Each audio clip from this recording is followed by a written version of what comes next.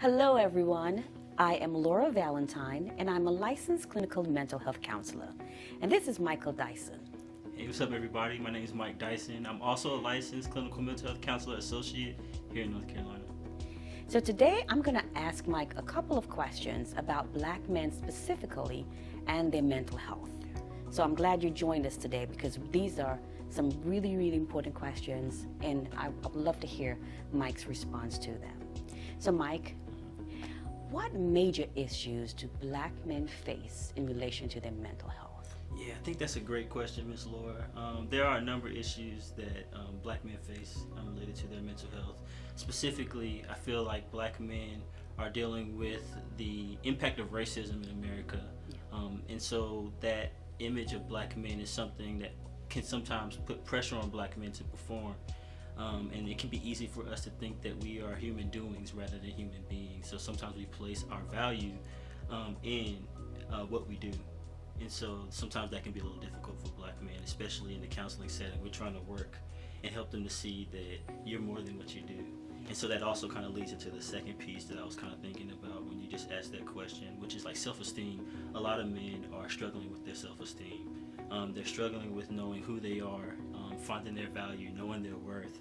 And so a lot of times in the counseling session, that's what we're working on, helping them to define who are you, what makes you who you are, what makes you great, and helping them to be confident in that person and to see that they're more than who they think they are, and they're more than just what they do, if that makes sense, because so many people tell us that, hey, you see this on TV, or, your life doesn't matter. And so being able to truly define who we are for ourselves and to live that out just on a daily basis really makes us, or helps us to be more stable in our mental health, helps us to live and thrive a little bit better. So those two things, and then last but not least, I think that there are certain social norms, specifically as it relates to masculinity.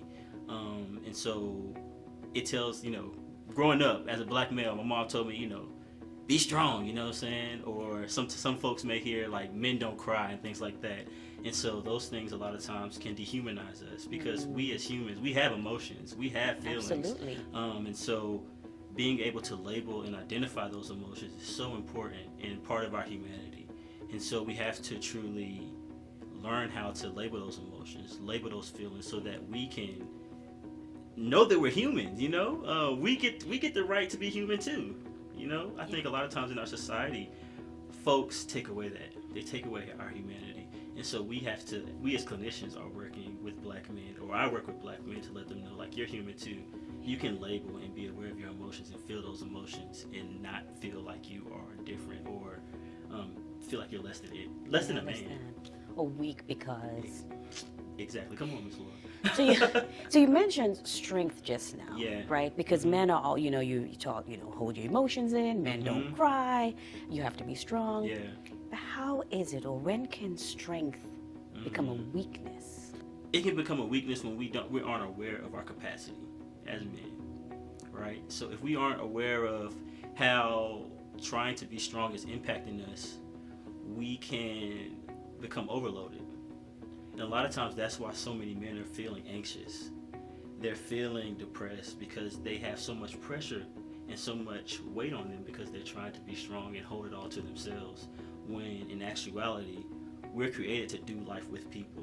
We're created to do life and ask for help. And Black men aren't taught how to ask for help because we're taught that we have to be strong. And so counseling is one of those ways that you can ask for help and figure out solutions, or kind of come to grips with, am I being strong in this moment? Am I being strong because society tells me I have to be strong, or do I actually need to be strong? That might be a good designation that we need to make as men when we're going through life. Yeah.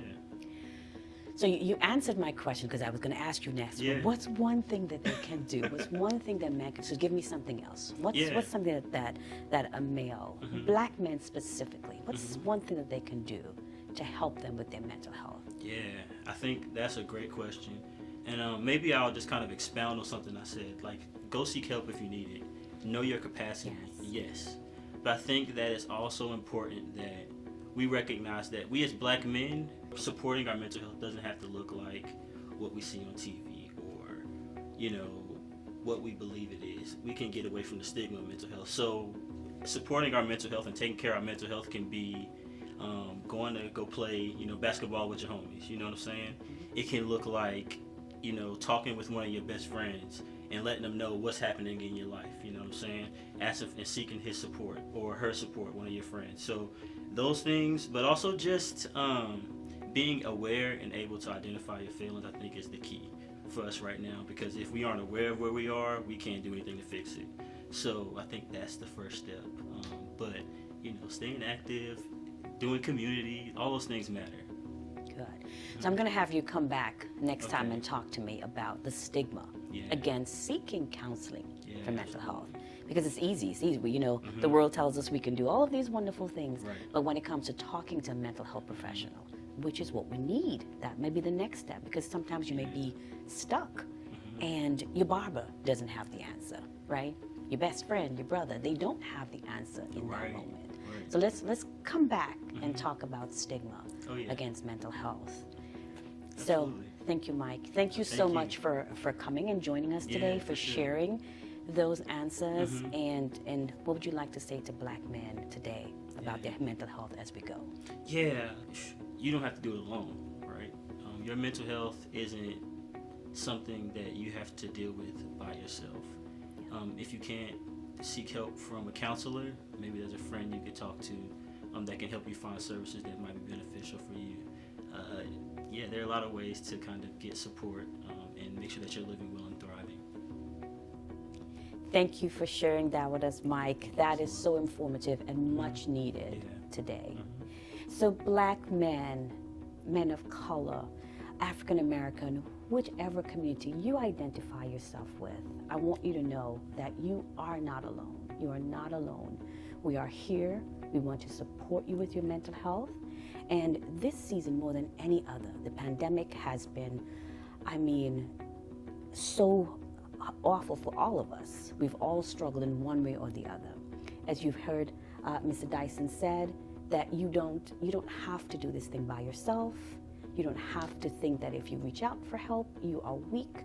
We are here to support you. So if you are struggling with your mental health, if you have any thoughts of harming yourself or others, anything that you may feel that this is not normal, I'm sadder than I usually am, I'm more depressed than I am, I'm more anxious, any feelings or thoughts that you have that are not normally your own, please reach out to us. We want to hear from you and we want to support you. You can find our information down below, and we look forward to hearing from you.